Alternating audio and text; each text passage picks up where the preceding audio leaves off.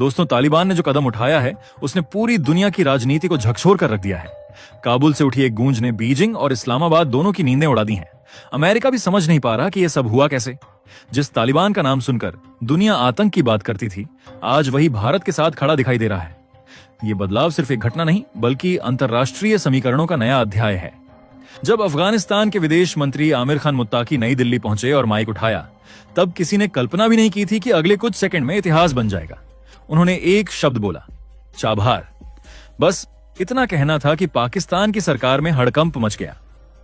एक शब्द ने उसकी दशकों पुरानी रणनीति, ट्रांजिट पॉलिसी और ब्लैकमेलिंग की पूरी नींव हिला दी। तालिबान ने स्पष्ट कहा, चाबहार अफगानिस्तान और भारत का भविष्य है। यह बयान सिर्फ शब्द नहीं था बल्कि पाकिस्तान के लिए करारा झटका था। सालों से इस्लामाबाद अफगानिस्तान पर अपने नियम थोपता आया था, लेकिन अब हालात पलट चुके हैं। ईरान के दक्षिणी तट पर बना भारत का चाबहार पोर्ट अब अफगानिस्तान की नई सांस बन चुका है। अब काबुल को अपने माल के लिए पाकिस्तान की बंद सीमाओं के आगे झुकना नहीं पड़ेगा। उसे न तो इस्लामाबाद की अनुमति चाहिए और न ही ट्रांजिट फीस चुकानी होगी। अब अफगानिस्तान की गाड़ियां सीधे चाबहार जाएंगी और वहां से भारत के जहाज उन्हें दुनिया के हर हिस्से में पहुंचाएंगे। ये वही पल था जब पाकिस्तान के दिल में डर उतर गया, क्योंकि उसकी आर्थिक पकड़ टूटने लगी। उधर चीन का हाल भी कुछ अलग नहीं रहा। उसने अरबों डॉलर खर्च कर पाकिस्तान में ग्वादर पोर्ट और सीपीईसी प्रोजेक्ट खड़ा किया था ताकि वह एशिया का आर्थिक मालिक बन सके। लेकिन भारत ने ग्वादर से सिर्फ 72 किलोमीटर की दूरी पर अपना रणनीतिक किला चाबहार पोर्ट खड़ा कर दिया। इससे चीन के ग्वादर की हर हलचल अब भारत की निगरानी में आ गई है। अगर कल को हालात बिगड़ते हैं तो भारत चाबहार से एक झटके में ग्वादर का रास्ता बंद कर सकता है।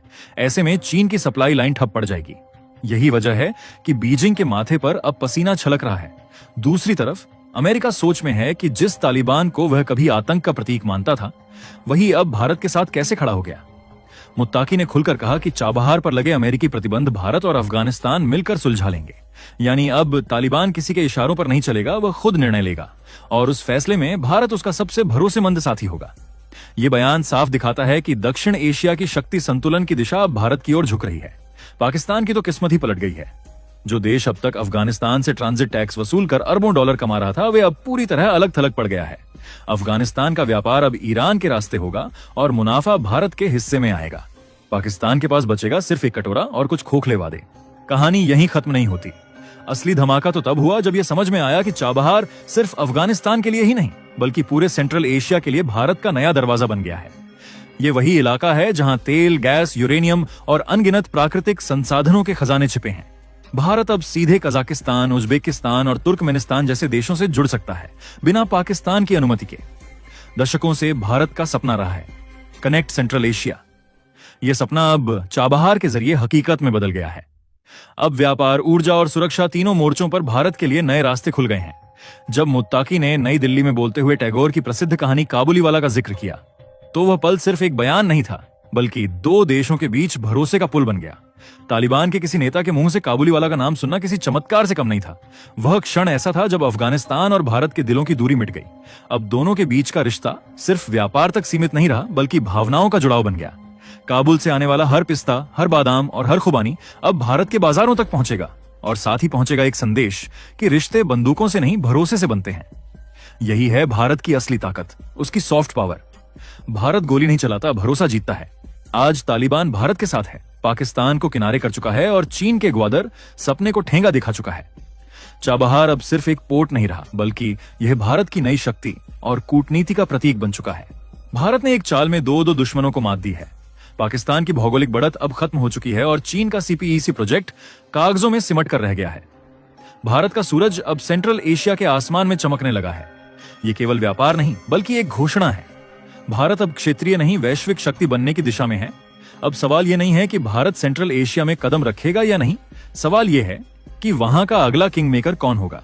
और इसका जवाब है सिर्फ एक नाम, भारत। जो आज हो रहा है वह कोई सामान्य कूटनीतिक घटना नहीं बल्कि इतिहास का नया मोड़ है। आने वाले कुछ सालों में जब यह तस्वीर पूरी तरह साफ होगी, तब भारत विश्व संतुलन का नया केंद्र बन चुका होगा। चाबहार अब कोई साधारण बंदरगाह नहीं रहा। यह धीरे धीरे एशिया की भू राजनीति का नया दिल बन रहा है, जिसकी धड़कनें पूरी सियासत को दिशा देंगी। तालिबान का भारत की ओर झुकाव अचानक नहीं है बल्कि यह वर्षों से झेले गए पाकिस्तान के दबाव का परिणाम है। जब अफगान जनता पाकिस्तान की धोखाधड़ी से ऊब गई, तब उसने देखा कि कौन बिना शर्त उसके साथ खड़ा है और जवाब था भारत। यही भरोसा आने वाले वर्षों में भारत को अफगानिस्तान के पुनर्निर्माण का सबसे बड़ा साथी बना देगा। भारत वहां सिर्फ निवेश नहीं करेगा, बल्कि दिल जीतेगा। स्कूल, सड़कें, अस्पताल और ऊर्जा परियोजनाएं भारत की उस सॉफ्ट डिप्लोमेसी का हिस्सा होंगी जो धीरे धीरे तालिबान को एक व्यावहारिक साझेदार बनाएगी। भारत का अगला कदम शायद अब तक का सबसे चौंकाने वाला होगा। अफगानिस्तान के जरिए भारत को जो सीधा रास्ता मिला है, उससे वह अब अपनी सॉफ्ट इंफ्रास्ट्रक्चर डिप्लोमेसी को और आगे बढ़ाएगा। भारत सड़कों, स्कूलों, अस्पतालों और ऊर्जा परियोजनाओं के जरिए तालिबान के साथ एक व्यवहारिक रिश्ता बनाएगा। यह वही रणनीति है जिसे चीन कभी अपनाने की हिम्मत नहीं कर सका, क्योंकि चीन निवेश तो करता है लेकिन भरोसा नहीं देता। चाबहार अब भारत के लिए किसी आर्थिक गलियारे से बढ़कर एक रणनीतिक हथियार बन चुका है। यह बंदरगाह भारत को न केवल सेंट्रल एशिया बल्कि रूस तक जोड़ सकता है। अगर भारत और रूस की पुरानी साझेदारी फिर सक्रिय होती है तो यह पूरा क्षेत्र एक नया व्यापारिक गलियारा बन जाएगा। उस गलियारे में पाकिस्तान का नाम तक नहीं होगा, यानी आने वाले दशक में पाकिस्तान अपनी सबसे बड़ी पूंजी, अपनी भौगोलिक अहमियत को खो देगा।